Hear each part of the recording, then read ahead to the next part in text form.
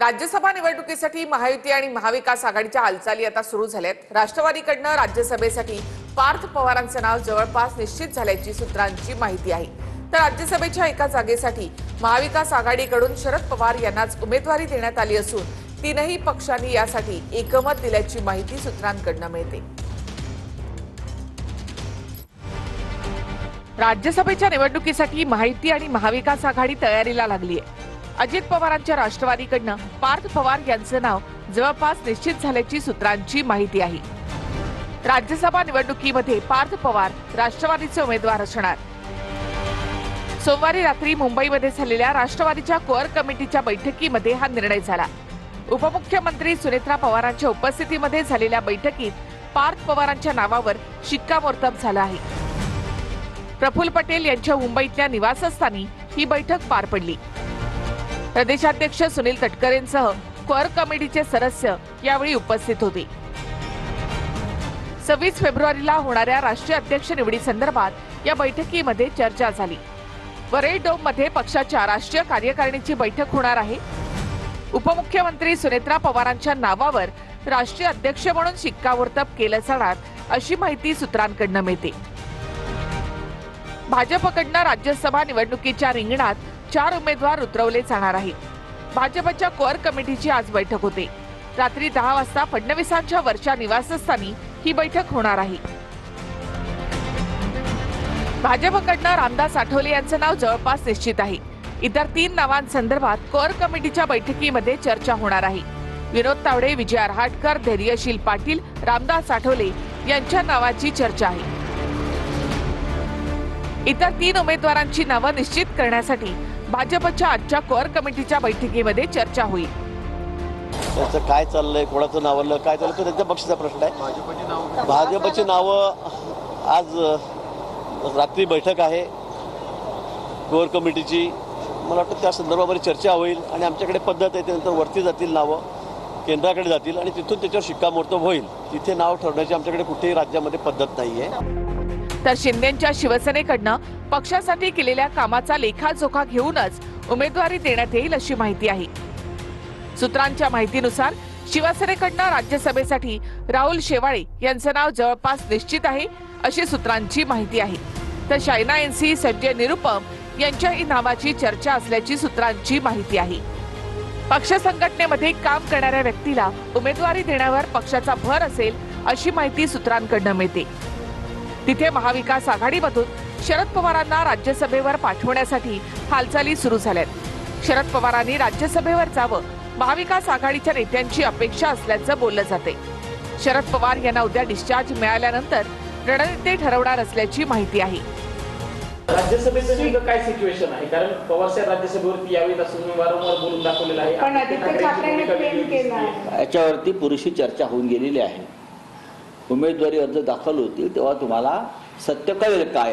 अजूनही आमचे महाविकास आघाडीचे आम्ही सगळे नेते एकत्र बसलेलो नाही, चर्चा झालेली नाही। त्या दिवशी मुख्यमंत्र्यांनी पण सांगितले त्यांच्या जागा किती येतील, आमच्या जागा किती येतील, तशा पद्धतीने महाविकास आघाडीचे आम्ही प्रमुख नेते बसू, या 2 दिवसामध्ये बसून या संदर्भामध्ये निर्णय घेऊ। कदाचित या आठवड्यात महाविकास आघाडीची बैठक होईल। प्रदेशाध्यक्षांनी काल सुतोवाच केलेला आहे की आम्हाला एक जागा त्यातली या ठिकाणी मिळणं अपेक्षित आहे, अशा पद्धतीचा सुतोवाच प्रदेशाध्यक्षांनी आमच्या केलेला आहे। त्यामुळे आता तिन्ही पक्ष एकत्र बसतील। या येणाऱ्या आठवड्यामध्ये आम्ही तिन्ही पक्ष एकत्र बसू आणि समन्वयानं या दोन्ही जागा आम्ही या ठिकाणी लढवू किंवा त्या पद्धतीनं आमचा समन्वय असेल हे मी सांगू इच्छितो। तर संख्याबळ पाहता ही जागा आमची असल्याचं आदित्य ठाकरे यांनी म्हटलं आहे। आमचा आग्रह आहे की आमचे दोन्ही राज्यसभाच्या सीट ह्या महत्त्वाच्या आहेत आणि त्यांच्यावर दावा आमचा आहे। हा दावा एका बाजूला लॉजिकल आणि प्रॅक्टिकलच्या बाजूने बोलतोय, दुसऱ्या बाजूला जर आपण पाहिलं तर संख्याबळ जर पाहिलं आणि MVचं जे काही संख्याबळाचं प्रिन्सिपल जर पाहिलं तर तो आम्हाला मिळालं पाहिजे, कारण 2020 मध्ये आम्ही 1 सीट NCPला दिली होती तशी। तुषार दामगुडे यांनी बंदुकीचा धाक दाखवत मारहाण केल्याचा आरोप काँग्रेसचे प्रवक्ते हनुमंत पवार यांनी केलाय। तर हनुमंत पवारांनी प्रवृत्त केलं आणि म्हणून हल्ला केल्याचं तुषार दामगुडे यांचं म्हणणं आहे। मारहाणीच्या या प्रकरणानंतर मलाही धमक्या येत आहेत असं दामगुडे यांनी म्हटलंय। पुण्यात काँग्रेस प्रवक्ते हनुमंत पवारांना बंदुकीचा धाक दाखवत तुषार दामगुडेंसह साथीदारांनी मारहाण केल्याचा आरोप हनुमंत पवारांनी केला. हनुमंत पवारांनी प्रवृत्त केलं म्हणून हल्ला केल्याचं तुषार दामगुडे म्हणाले. हनुमंत पवारांवरील हल्ल्याप्रकरणी पोलिसांनी चौघांना ताब्यात घेतलंय. हनुमंत पवार हे एका डिबेट शो साठी गेले असता त्यांच्यावर हा हल्ला झालाय. कमरेला पिस्तूल होतं, शर्टवर केलेला, तो दिसेल असं दाखवत मला तो दाखवत होता. मी म्हणलं मी असल्याला घाबरत नाही. हसल्यानंतर त्याला संताप काय त्याचा इगो दुखावला माहित नाही त्यानं, आणि त्याच्या काही गुंडांनी 6-5-6 जणांनी मिळून लाथाबुक्यांनी मला मारहाण केली. त्यांनी मला प्रोवोक केलेलं आहे आणि मी काय असं म्हणजे ते म्हणतात आम्ही गांधीजींच्या मार्गावर चालतो, म्हटलं चेक करूयात थोडं. असल्या धमक्यांना आम्ही भीत नाही. किती हल्ले होऊ द्या. त्यामुळे इथून पुढे सरकार पुरस्कृत या गुंडांनी 10 वेळा विचार करून आमच्या अंगावर यावं. आम्ही छत्रपती शिवाजी महाराजांचे अनुयायी आहे. आम्ही असं काही गैरप्रकार चालून देणार नाही. ज्याला ज्या भाषेत समजतं त्या भाषेमध्ये आम्ही उत्तर देऊ. एका खासगी चॅनलच्या डिबेट शो साठी पवार आणि दामगुडेंना बोलावलं होतं. डिबेट शो नंतर बाहेर आल्यावर दामगुडेंनी हनुमंत पवारांना बोलावून घेतलं. यात पहिली कानाखाली ही तुषार दामगुडेंनी मारल्याचं सीसीटीव्हीत दिसतंय. तुषार दामगुडेंसह साथीदारांनी हनुमंत पवारांना मारहाण सुरू केली. दोषींवर कठोर कारवाईची मागणी काँग्रेस प्रदेशाध्यक्ष हर्षवर्धन सपकाळांनी केली. तुम्ही काही बोलाल सत्ताधाऱ्यांच्या विरोधात तर आम्ही तुम्हाला बंदूक दाखवू, आम्ही तुमच्यावर हल्ला करू, अशा प्रकारचा संदेश हा त्यांच्या हल्ल्याच्या माध्यमातून झालेला आहे. आरोपींवर कुठल्याही प्रकारची कठोर कारवाई नाही हेच दर्शवलं जातं की सरकार हा आरोपीच्या आणि गुंडागर्दीच्या पाठीशी आहे. सत्तेच्या बळावर काही जण गुंडगिरी करत असल्याचा आरोप रोहित पवारांनी केलाय. सत्तेच्या बळावर भाजपचे काही लोक गुंडगिरी करतायत. यातूनच काँग्रेसचे प्रवक्ते हनुमंत पवार यांना भाजपच्या गुंडांकडून पुण्यात मारहाण करण्यात आली. दुसऱ्या पक्षाच्या कार्यालयावर मोर्चे काढणं किंवा भर रस्त्यात विरोधी पक्षाच्या कार्यकर्त्यांवर हात उचलणं ही नवी संस्कृती भाजप राज्यात आणते. याचा आम्ही तीव्र शब्दात निषेध आणि धिक्कार करतो. सरकारनं राजधर्म पाळून हनुमंत पवार यांना मारहाण करणाऱ्या गुंडांच्या तातडीनं मुसक्या आवळाव्यात.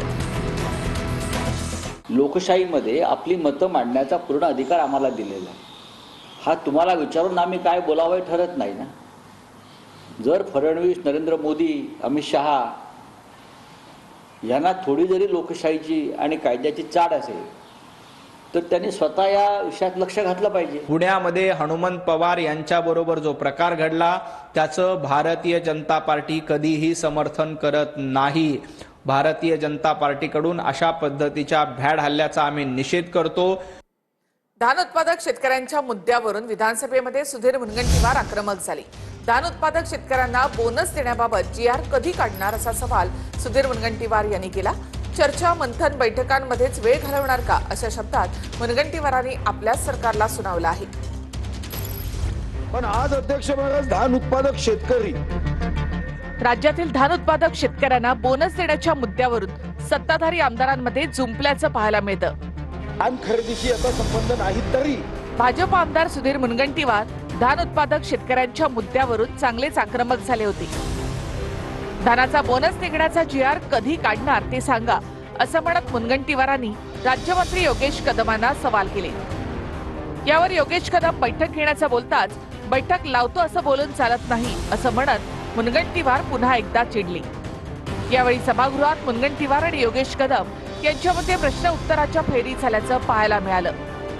खुद्द मुख्यमंत्री महोदयांचे इतके स्पष्ट त्वरित कार्यवाही करावी असे आदेश असताना माननीय राज्यमंत्री महोदयांचा अन्न नागरी पुरवठा विभाग अजूनही कुंभकर्णाचा बाप बनून झोपेत असेल तर मला लक्षवेधीच्या माध्यमातून या अधिवेशनाची बोवणी खराब करू नका. आपल्याकडून कदम साहेब एका वाक्यात उत्तर द्या, जरी मी जास्त बोललो असलो तरी, की धानाचा बोनस देण्याचा GR 2 दिवसात निघेल तरच पुढे कॅबिनेट व्हायची शक्यता, अन्यथा कधीही होऊ शकत नाही. माझी आपल्याला विनंती असेल की एक बैठक आपण तातडीची या बाबतीमध्ये मंत्री महोदय असतील त्यांच्या उपस्थितीमध्ये आपण लावू. आवश्यक असल्यास माननीय मुख्यमंत्री महोदयांना आपण विनंती करू, पण त्याच्यामध्ये बैठक घेऊन ते कॅबिनेटच्या समोर हा निर्णय होईलच, पण तथापि माननीय मुख्यमंत्री महोदयांच्या उपस्थितीमध्ये बैठक घेऊन हा निर्णय घेतला जाईल. शेतकऱ्यांच्या खात्यात डायरेक्ट पैसे जाते अशा पद्धतीचं उत्तर शासनाकडून शेतकऱ्याचा अवमान करणारा अपेक्षित नाही आहे. शेतकऱ्यांच्या खात्यात धानाचा बोनस डायरेक्ट जातो. शेतकऱ्यांनी नोंदणी करायची आहे. यांना माहिती आहे ना, हे असं सांगतात की एजंट नोंदणी करतात.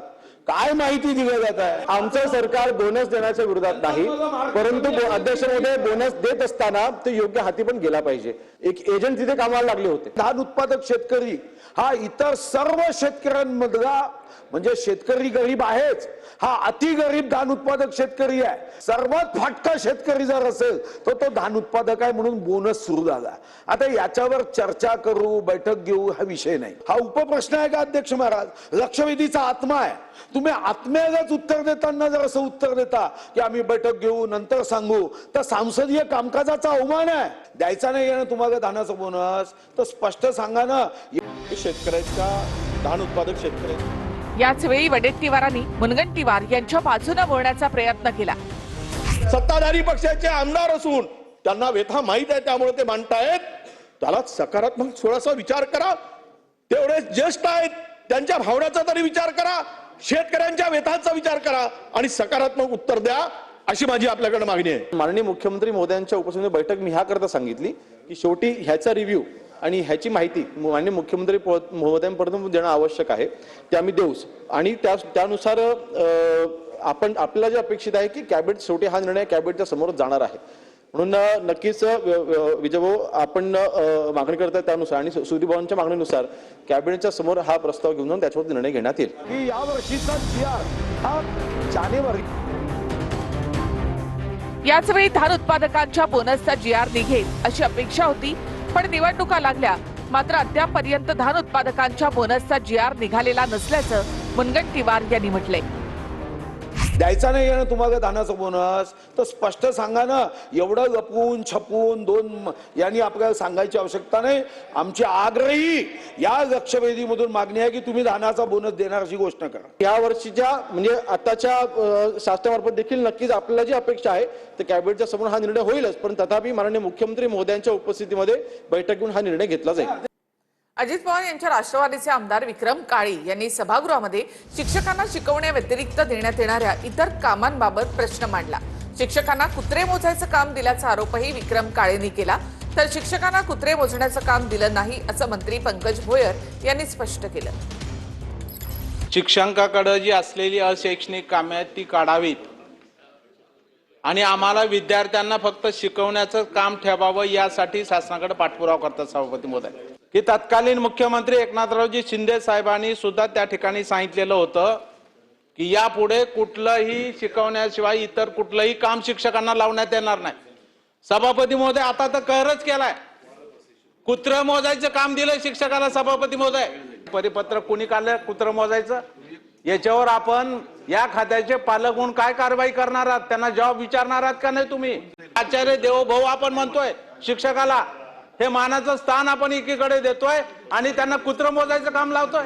आता एका शाळेमध्ये 60 शिक्षक, 45 शिक्षक कालच्या निवडणुकीच्या कामाला घेतले जिल्हा परिषदच्या. 15 शिक्षकावर 2000 मुलं कशी सांभाळायची, कशी शाळा चालवायची सभापती महोदय? आणि त्यांना विनंती केली कलेक्टरला तर लगेच सांगतात तुमच्यावर पोलीस गुन्हे नोंद करू म्हणून. भीती दाखवतात सभापती महोदय. म्हणून ही भाषण नाही सभापती महोदय, हे पोटतिडकीनं मी या ठिकाणी मानतोय की एकीकडे तुम्ही आमच्याकडून गुणवत्तेची अपेक्षा करता, तरी सुद्धा हे सगळं काम करून माझा शिक्षक ज्यादा तास घेऊन विद्यार्थ्यांना घडवण्याचं काम करतो. श्वान मोजण्याचं काम त्या ठिकाणी दिलेलं नाही. आपण सर्व बघतो की अनेक विपरीत घटना त्या ठिकाणी जे सार्वजनिक ठिकाणी कुत्रे फिरतात, काय करतात, त्याच्यामुळे अनेक विपरीत घटना घडतात. सुमोटो एक व्यक्ती त्या ठिकाणी सुप्रीम कोर्टामध्ये गेला आणि सुप्रीम कोर्टाने त्या ठिकाणी आदेश दिलेले आहेत. माननीय सर्वोच्च न्यायालयाने ज्या ज्या सार्वजनिक ठिकाणी स्वच्छतेबाबत सुयोग्य उपाययोजना करणे, त्या परिसरामध्ये जर का खाद्यपदार्थ पडले आहेत त्याची विल्हेवाट लावणे, या अनुषंगानं आपण आपल्या शैक्षणिक प्रिमायसेस मध्ये त्याला व्यवस्थित कुंपण असलं पाहिजे, त्या ठिकाणी खाद्यपदार्थ पडले नसले पाहिजे, याची काळजी घेण्याचं काम त्या ठिकाणी शिक्षकांना दिलेलं आहे. कुत्र मोजण्याचं कुठलंही काम त्या ठिकाणी दिलेलं नाही. त्याच्यामुळे हा आम्ही आपला दूर करतो. दुसरं, अजून काही इतर अशैक्षणिक कामे त्यांच्याकडे देण्यात आली आहे. याच्याकरता शासन गंभीर आहे. शासनानं एक येणाऱ्या काळामध्ये किमान एक शनिवार त्यांना फक्त हे कामे करण्याकरता द्यावा का बा, म्हणजे आठवड्यातला एक दिवस फक्त ते आणि बाकीचे सर्व दिवस शिक्षणाचं काम त्या ठिकाणी करतील. याचा नेमका आर्थिक भार किती शासनावर पडू शकतो हे कॅल्क्युलेशन करून तुमचं मार्गदर्शन, तुमचं सहकार्य त्याच्यामध्ये घेण्यात येईल आणि नंतर तो निर्णय अंतिम घेण्यात येईल. अवकाळी पावसामुळे शेतकऱ्यांचं नुकसान झालेलं आहे आणि विधानसभेमध्ये विजय वडेट्टीवार यांनी पुन्हा हा मुद्दा उपस्थित केला. वडेट्टीवारांच्या प्रश्नावर शासनाने योग्य निवेदन करावं असं राहुल नार्वेकर यांनी म्हटलं. दरम्यान पंचनाम्याचे आदेश फडणवीसांशी चर्चा करून देणार अशी माहिती मंत्री बावनकुळे यांनी दिली आहे. या गारपिटीमुळे चणा, डाळ, मूग सगळी पिकं, जो गहू आणि भाजीपाल्यांची सर्व पिकं नष्ट झाली. अध्यक्ष महोदय, एवढा प्रचंड गारांचा वर्षाव त्या ठिकाणी झाला, वादळी पाऊस होता आणि यामुळे त्या ठिकाणी शेतकऱ्यांचं खूप मोठ्या प्रमाणात नुकसान झालं. या संदर्भात याचं पंचनामे करावेत, त्याचे आदेश दिले गेले पाहिजेत आणि पंचनामे करून माहिती घेऊन तात्काळ खरं तर ही चर्चा होणं आवश्यक आहे. शेतकऱ्याकडे सरकारचं दुर्लक्ष कसं आहे. सन्मान्य ज्येष्ठ सदस्य विजय वडेट्टीवार साहेबांनी आज जी माहिती सभागृहासमोर मांडलेली आहे ती गंभीर स्वरूपाची असल्यामुळे शासनाने या संदर्भात योग्य निवेदन करावे. या राज्यामध्ये जो अवकाळी पाऊस सुरू झाला आहे आणि काल विदर्भ, मराठवाडा आणि काही भागामध्ये नुकसानी झालं आहे अवकाळी पावसामुळे. अध्यक्ष महोदय, याचे सर्वेक्षणाचे आदेश माननीय मुख्यमंत्री चर्चा करून देण्यात येईल. छत्रपती संभाजीनगरच्या पैठणमध्ये नाथषष्ठी उत्सवाच्या पार्श्वभूमीवर गोदावरी नदीच्या पात्रामधील पाणी कमी करण्यात आलं. या काळामध्ये सोनं शोधण्यासाठी शेकडो नागरिक नदीमध्ये उतरलेत. हातामध्ये चाळण्या, टोपल्या घेऊन सोनं शोधण्यासाठी नागरिकांनी इथे गर्दी केली आहे. स्थानिक श्रद्धेनुसार विधी दरम्यान सोन्या चांदीच्या वस्तू किंवा दागिने अस्थींसोबत नदीमध्ये विसर्जित केल्या जातात. पाणी कमी झाल्यानंतर हे सोनं शोधण्यासाठी नागरिक नदी पात्रामध्ये उतरले आहेत.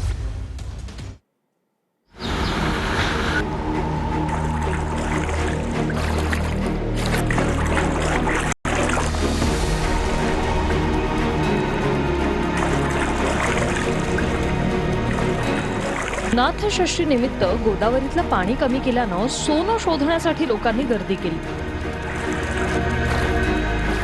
गोदेच्या पात्रात चाळण्या, टोपल्या घेऊन असंख्य लोक सोनं शोधतायत.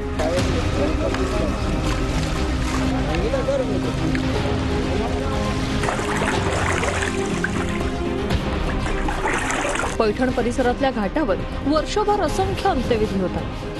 येथे अस्थींसोबतच सोन्या चांदीच्या वस्तू किंवा दागिन्यांचंही विसर्जन केलं जातं. त्या विसर्जित वस्तू अनेकदा पाण्याच्या प्रवाहातून खोल गाळात अडकून पडतात. त्यानंतर जेव्हा नाथषष्ठी निमित्त पाणी कमी होऊन पात्र उघडं पडतं तेव्हा ते सोनं शोधण्यासाठी लोकांची गर्दी होते.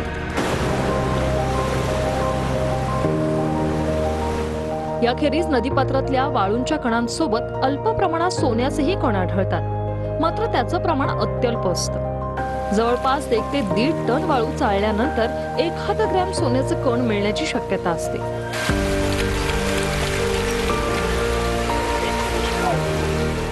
काही विशिष्ट खडकांमध्ये सोन्याच्या सूक्ष्म शिरा असतात. ज्वालामुखीचा उद्रेक, भूकंप, पाऊस किंवा उष्णतेमुळे त्या खडकांचे कण तुटून पाण्याच्या प्रवाहात नदीत येऊन मिसळतात.